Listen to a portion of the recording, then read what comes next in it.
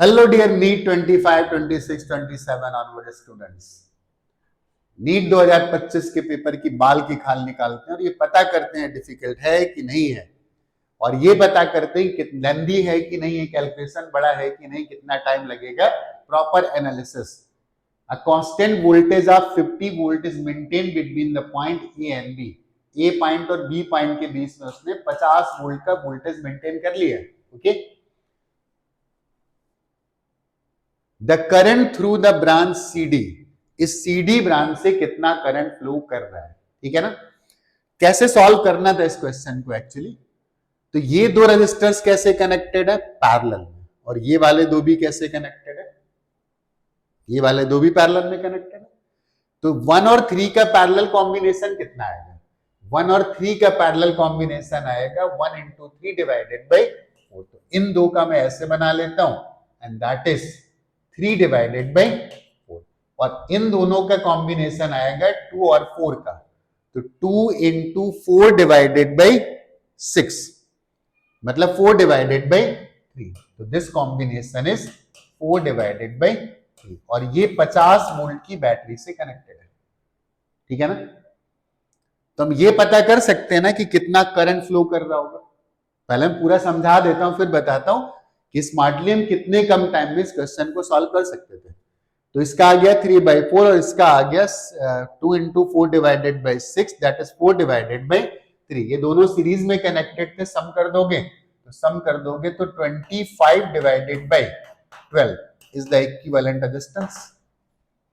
और बैटरी लगी थी 50 वोल्ट की, तो करंट की वैल्यू कितनी थी, current is VI equal to V divided by R, मतलब 50 divided by 25 multiplied by 12, this is 24 ampere का करंट जा रहा था। ठीक है ना। तो 24 तो यहां से गया था ना। अब ये दोनों कैसे थे, पैरेलल में। एक्चुअली सोचना कैसे था कि अगर ये पैरेलल में कनेक्टेड हैं तो पैरेलल में पोटेंशियल ड्रॉप होता है सेम। तो पोटेंशियल ड्रॉप अगर सेम होता है तो करंट और रेजिस्टेंस के रेशियो इनवर्स आते हैं। IR इज कांस्टेंट, तो रेजिस्टेंसेस आर इन रेशियो 1:3। इसका मतलब करंट्स आर इन रेशियो 3:1। इसका मतलब मुझे इस करंट को 3:1 रेशियो में डिवाइड करना है। मतलब मुझे 4 टुकड़े करने पड़ेंगे। ठीक है ना।